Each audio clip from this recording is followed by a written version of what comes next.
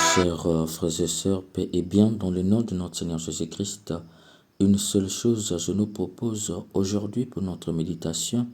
En Jésus, passe du spectateur de ta vie à l'acteur de ta vie. Dans l'évangile, Saint Luc nous dit, tandis qu'il faisait route vers Jérusalem, Jésus traversait villes et villages en enseignant. Ce détail est très capital. Saint Luc nous révèle un Jésus en mouvement, à la rencontre de l'homme, un Jésus qui ne prend pas une option préférentielle ni pour les villes ni pour les villages. Il est le Jésus de tout le monde. Ce détail est par conséquent très significatif pour comprendre la suite de l'évangile. Saint Luc poursuit, quelqu'un lui demanda, Seigneur, n'y a-t-il que peu de gens qui soient sauvés? Jésus répond, efforcez-vous d'entrer par la porte étroite, car je vous le déclare, beaucoup chercheront à entrer et n'y parviendront pas. Mes chers frères et sœurs, la tentation est grande de se focaliser sur la réponse de Jésus. Or, l'essentiel n'est pas d'abord la réponse de Jésus, mais la question qui lui a été posée. Car, si on fait fi de la question, le risque est grand de penser que beaucoup n'entreront pas dans le royaume, ce qui n'est pas le cas dans la réponse de Jésus. C'est pourquoi il nous est important de centrer l'intérêt dans la question posée. D'ailleurs, cette question est la clé de voûte de cet évangile. En effet, quelqu'un lui demanda. Saint Luc, qui est l'évangile de détail, n'a pas pu nommer le nom de celui qui a posé cette question. Il pouvait bien l'inventer, mais il ne l'a pas fait. C'est très théologique.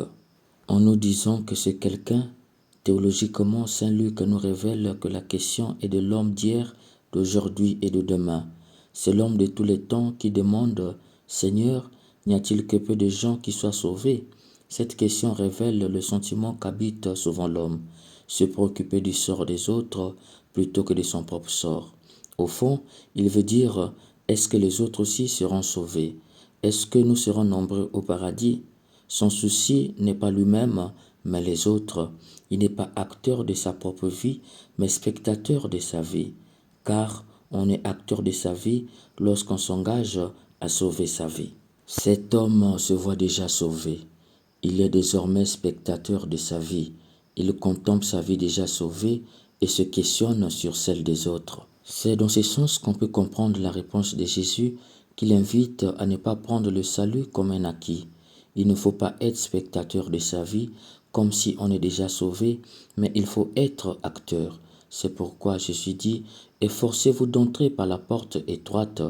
Le verbe grec qui a été traduit par « efforcer » en grec est agonizomai, qui ne signifie pas seulement efforcer, mais plutôt lutter jusqu'à l'agonie.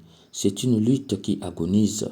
Jésus lui dit en fait, ne crois pas que le salut est dans la facilité, mais le salut est dans la lutte acharnée, une lutte qui agonise. S'il ajoute la porte étroite, il faut entendre par là qu'il montre son chemin de Golgotha comme l'unique porte pour entrer au paradis. Le chemin de Golgotha est le chemin de souffrance, de l'agonie, et lui-même Jésus ne s'est pas dérobé. Qui veut être sauvé doit à son tour prendre sa croix et suivre son chemin jusqu'à Golgotha. Pour ainsi dire, le salut invite à la conversion et la conversion n'est pas chose aisée. Du coup, qui comprend cela n'a pas le temps de s'occuper des autres, mais d'abord de lui-même. C'est pourquoi Jésus dit, beaucoup chercheront à y entrer et n'y parviendront pas. Ici, Saint Luc nous renvoie aux détails géographiques du début de l'Évangile. Jésus traversait villes et villages. Il faut entendre par là que ne sera sauvé que l'homme qui imite le Christ, l'homme qui est comme lui un être de mouvement. En fait, le salut est là, dans ce mouvement. Saint Luc nous prépare déjà à vivre l'épisode des disciples d'Emmaüs. C'est lorsque nous sommes en mouvement sur le chemin de nos Golgotha avec nos croix proches de l'agonie que Jésus nous rejoint. Celui qui envisage autrement l'entrée au paradis refuse de prendre sa croix, d'aller sur le chemin de Golgotha par peur d'être agonisé. C'est celui qui ne sait pas que le Christ nous rejoint toujours en chemin. Or, c'est cette rencontre qui est la porte étroite, source de salut. C'est dans ce sens qu'il dit, lorsque le maître de la maison sera levé pour fermer la porte, si vous, du dehors, vous vous mettez à frapper à la porte en disant « Seigneur, Seigneur, ouvre-nous », il vous répondra je ne sais pas d'où vous êtes. Alors vous vous mettez à dire, nous avons mangé et bu en ta présence, et tu as enseigné sur nos places. Il vous répondra, je ne sais d'où vous êtes. Éloignez-vous de moi, vous qui commettez l'injustice. Par deux fois, il dit, je ne sais pas d'où vous êtes. Il s'agit de l'origine. Ceux-ci n'ont pas leur origine en Jésus, car ceux qui ont leur origine en Jésus prennent le même chemin que lui, porter sa croix.